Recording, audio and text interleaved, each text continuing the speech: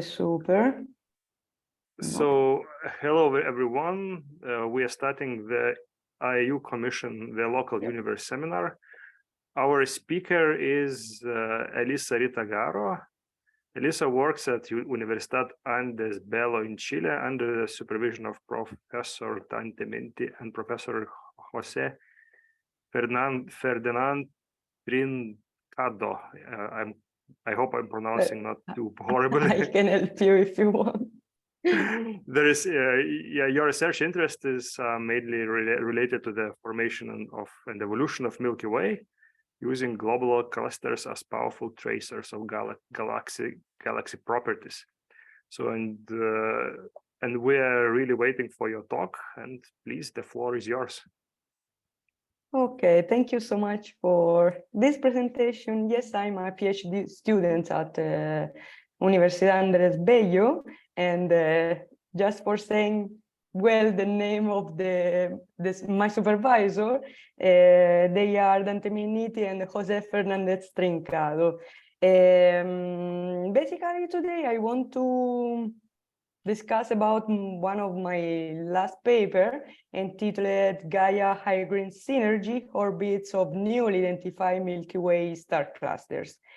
Here I give you the main guidelines, and I will talking about the introduction, observation and data, result, and the main conclusions.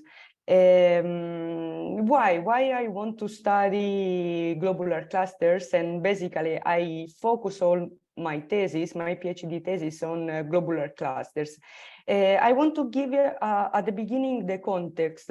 As you probably know, one of the main model that describe the formation and evolution of the galaxy is the lambda CDM paradigm, which predicted that the formation of larger galaxies that we observe today proceed in a bottom-up fashion. This means if we take a look at this picture, from the smallest object, smallest galaxy in the universe, and by merging of these ones, a more larger galaxy can form until to obtain the massive one.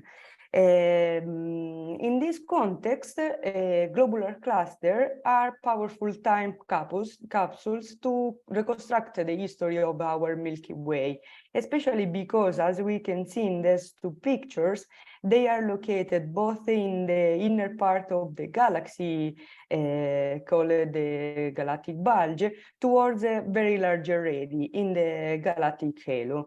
And also broadly, we can consider two classes of globular clusters.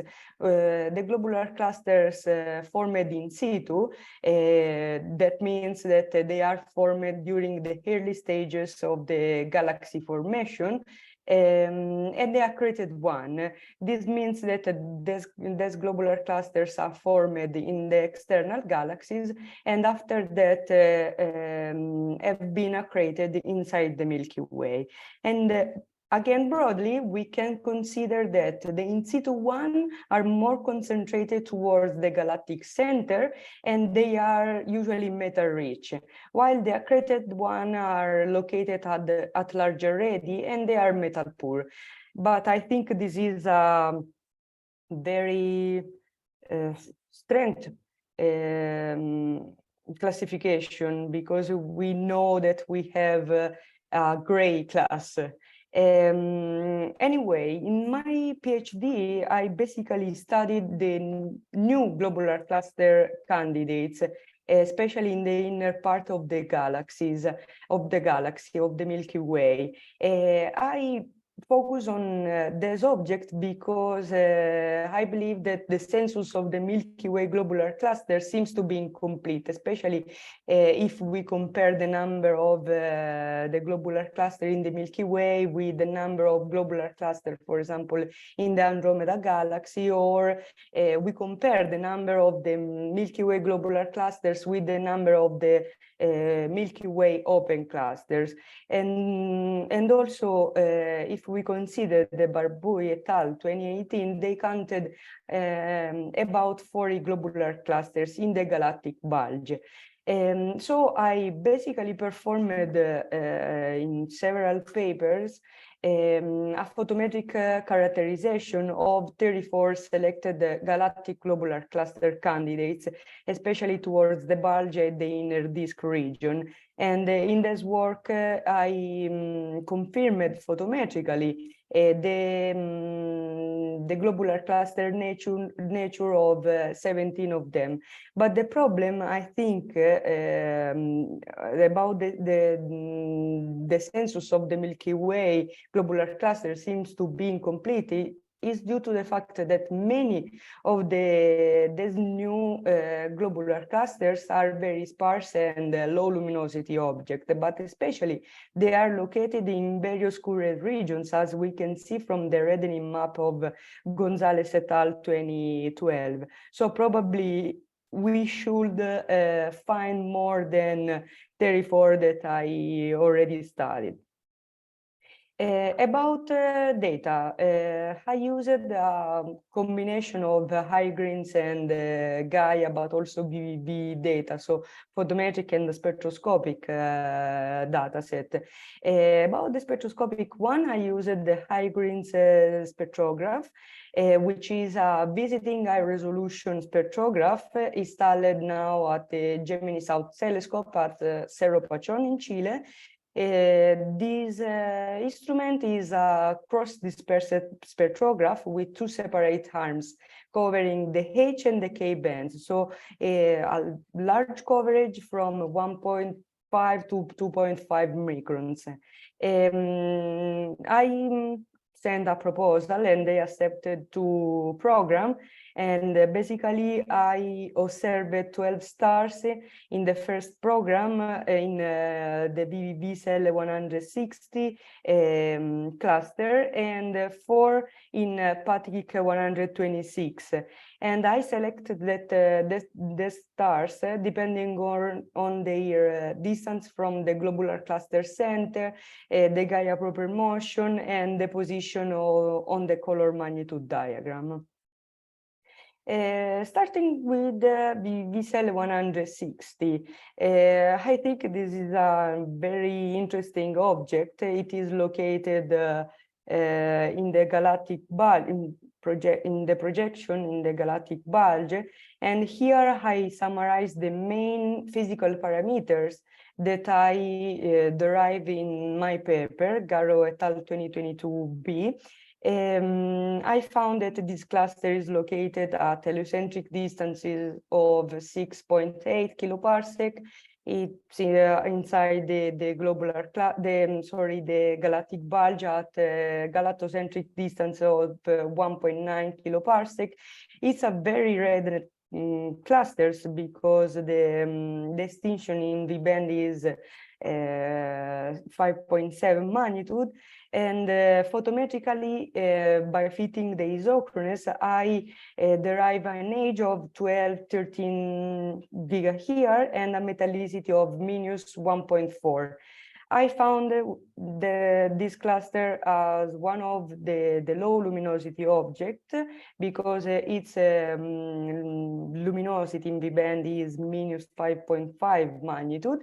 But one of the most interesting parameters are the proper motion. Since, as you can see, for example, from this panel, where I plotted basically all the globular cluster in the bulge, we can see that the VVV-CL160 is located here. So the proper motion are basically different from the common proper motion typical of the globular cluster. Indeed, depending on the position, the proper motion, and metallicity of this cluster, in the first paper by Minetti et al. 2021, they suggested that this cluster may be associated to the H-read stream. So its origin should be ex situ. But I want to give you a warning on this result because I will talking about this later. What about Patchick 126? It's another globular cluster, very low luminosity one with a luminosity of minus 3.5 magnitude. It is located at heliocentric distances of 8 kiloparsec and galactocentric distances of 2.8 kiloparsec. About the age is very difficult to understand its age because with the VVV and Gaia CMD, we don't reach the main sequence turn-off, but we give lower limit of 8 gigahertz depending on the vertical method. Also, we derive a metallicity of minus 0.7, and the proper motion are in match the typical proper motion of the globular cluster in the bulge. About the I-GRINS data reduction and processing, I performed the usual data reduction in order to obtain the final spectra, both in H band and in K band. And using the I-GRINS pipeline, I performed the flat fielding, removed the sky background, wavelength calibration, and also extraction of unappropriated 1D spectrum. I also merged the 28th and 26th, or therefore H and K arms were combined into a single continuous spectrum. I also performed a continuous normalization and removed all the telluric line using the IRAF package. And finally, I converted the wavelength scales from the vacuum into air using the usual transformation suggested by I-GRINS pipeline. And I have performed this data reduction for both the telluric standard star and the cluster stars.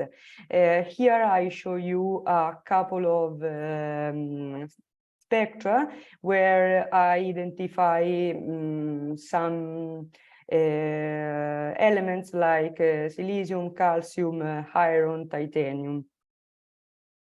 The first goal of this work is to calculate, to derive the radial velocities for each star.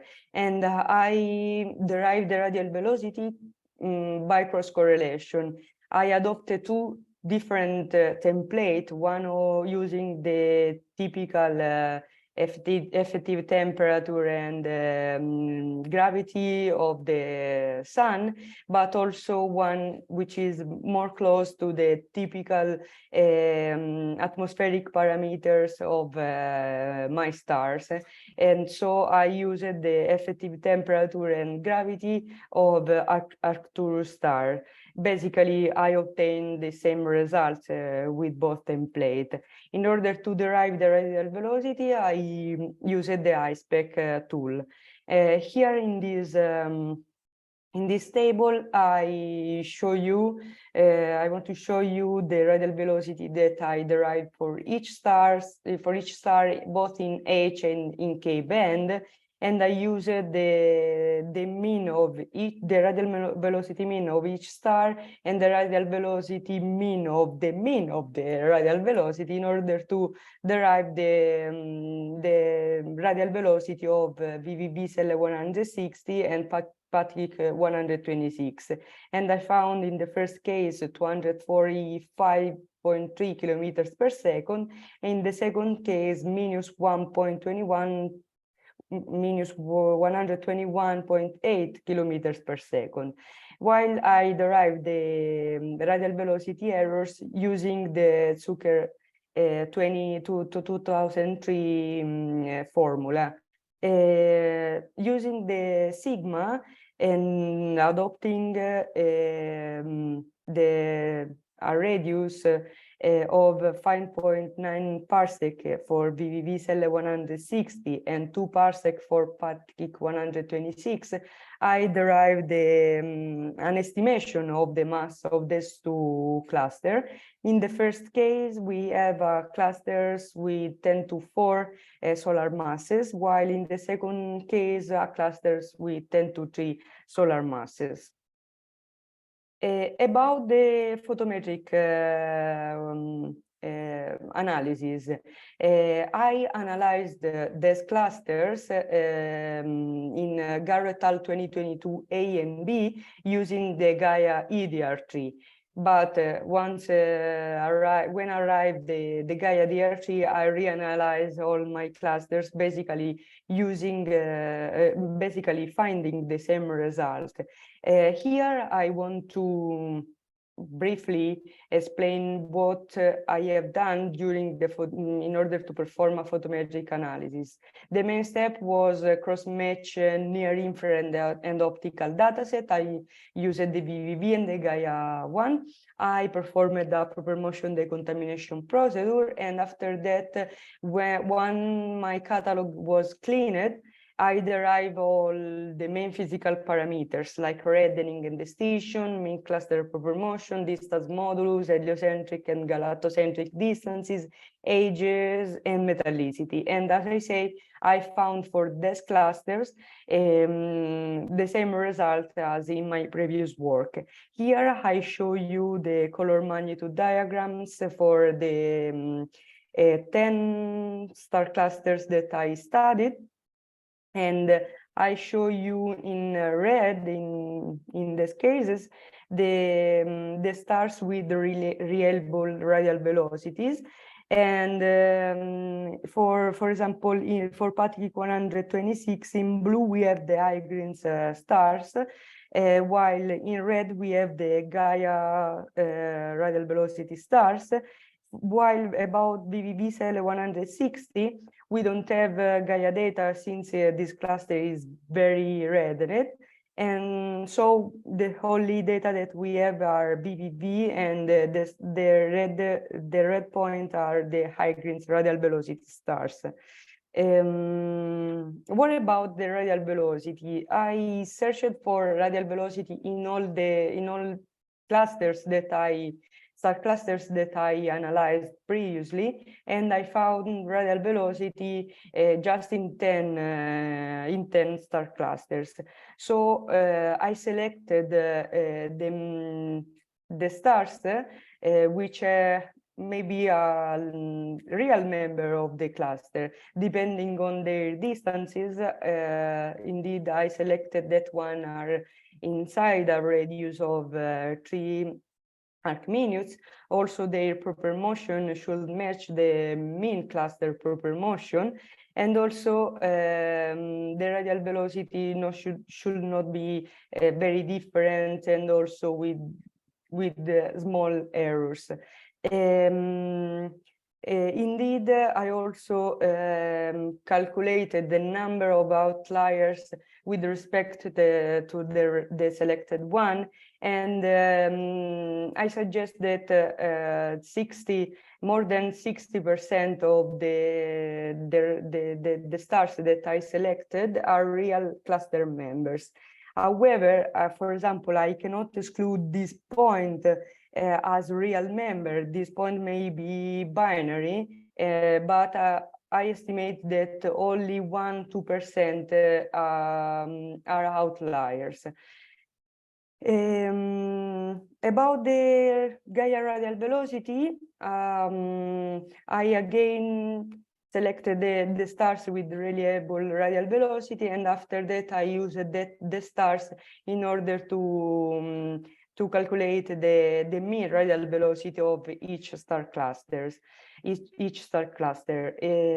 I found a very good agreement between the radial velocity with the Gaia in the Gaia catalog for Patchick 126 and the radial velocity that I calculated by the I-GRINS spectra. While for Patchick 125, I compare my result with the other two papers already published by Fernandez Trincado et al. 2022.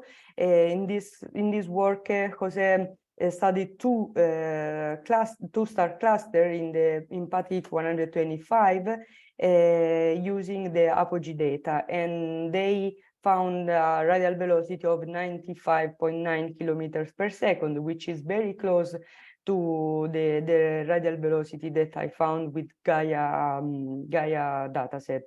While we don't found a good agreement with Gran et al. 2022. While the other radial velocity are new one, so I cannot compare with the other work in the literature. In this case, I used the GraphPot 16 simulation in order to reconstruct the orbits of these star clusters.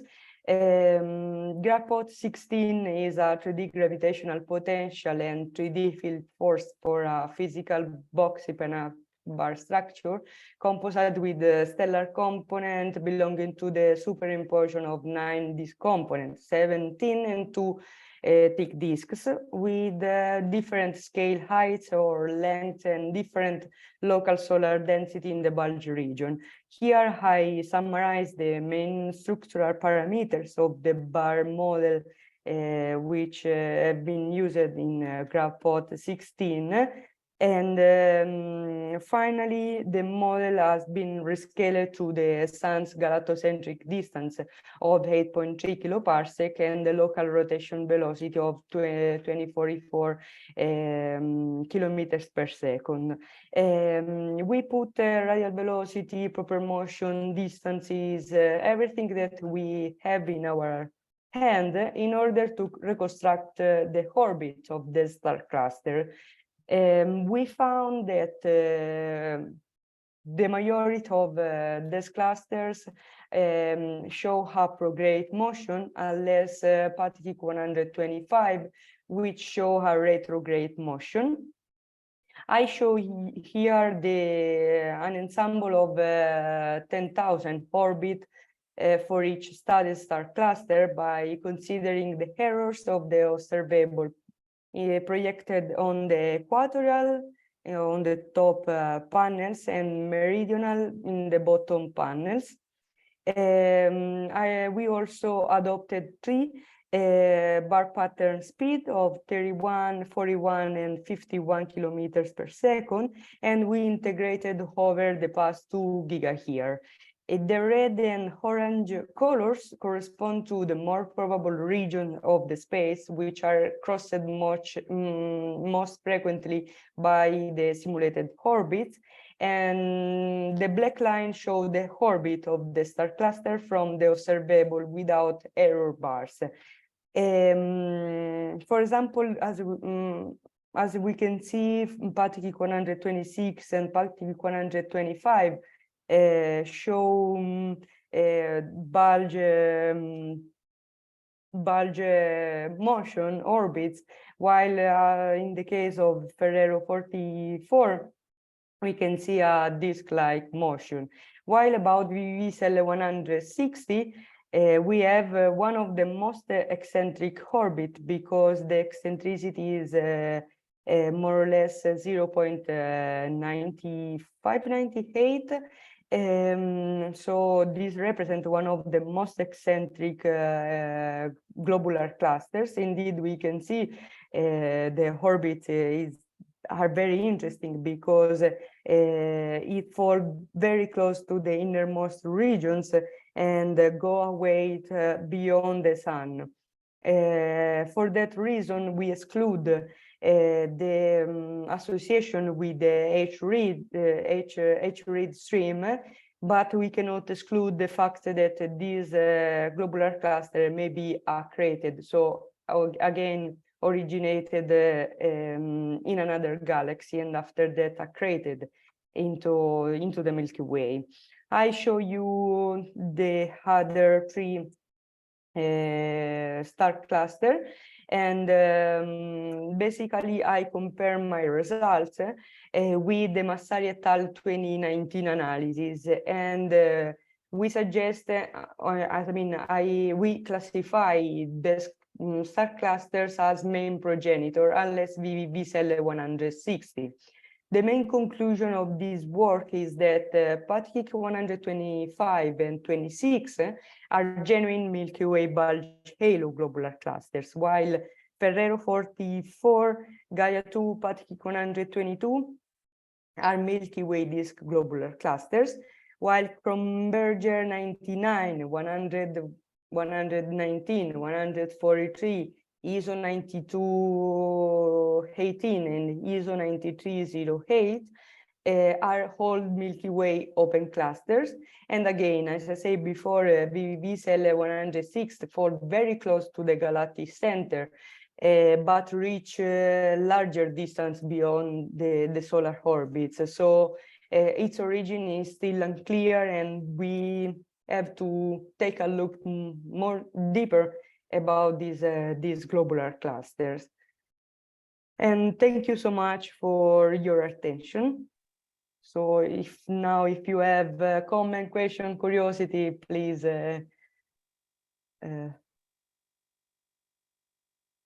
So thank you very much for a really nice and clear talk with very interesting orbital calculations, and it was really, really great pleasure to listen to your talk. So please, questions. Do we have any questions?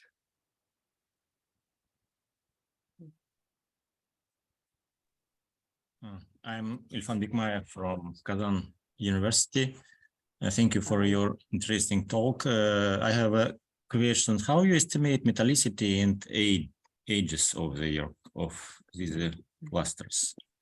Yeah, metallicity and ages at this point are estimated by isochrone fitting. I used the Parsec model, and as I show you here, this is the best fit of the fitting of the Parsec isochronous.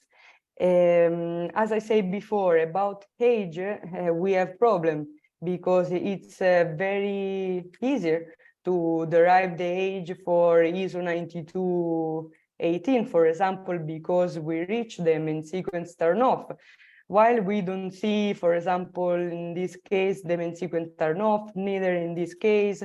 So about the age, we can say, especially the lower limit of the ages, considering the fact, or better, adopting the vertical method. Because, for example, if we consider the distance from the horizontal branch, for example, for the Patchick 125, if we consider the distance from the horizontal branch to an hypothetical main sequence turn-off, we can see that the difference in magnitude are more than 2 in G band. So if we translate this into age, we can give an indication of the lower limit of the age of the star cluster. But we need a deeper observation in order to reach the main sequence turn-off and confirm the age that I suggested. Okay, thank you. And how is it possible to determine metallicity from your infrared spectra? Yes, this is the next step, basically. I can say that I have already very quickly calculate the metallicity, and I found a very agreement with the photometric one. But I need more time in order to derive all the uncertainties, to derive very well all the chemical abundances of these two clusters. And not only, of course, the metallicity, but also the alpha elements and the other elements. Okay, thank you. Thank you. Yes, thank you for the question. You basically asked my questions, which I prepared for you. So, one short question: what line list are you using for synthesis for this spectral region? Sorry, what? Which line list? What's the source of the atomic line lists is for your that you're using for synthesis of that spectral region? I used the Apogee one. Okay. And That's yeah. clear. Yeah. Okay, thank you. Do we have any more questions? We should have more questions, please. Or also comments, suggestion for the next steps, whatever you want. I'm open. Yep, it seems people are shy. Yeah. Yeah. But so, in any case, in the last slide, I give you the email and also the code, so you can contact me whenever you want. As I say, also for question, clarification, whatever you want. Feel free to contact me. Yeah, but it seems that the talk was very clear for everyone. It was really nice talk. Really, thank you very much. And so if there are no more questions, so with this we will finish our seminar and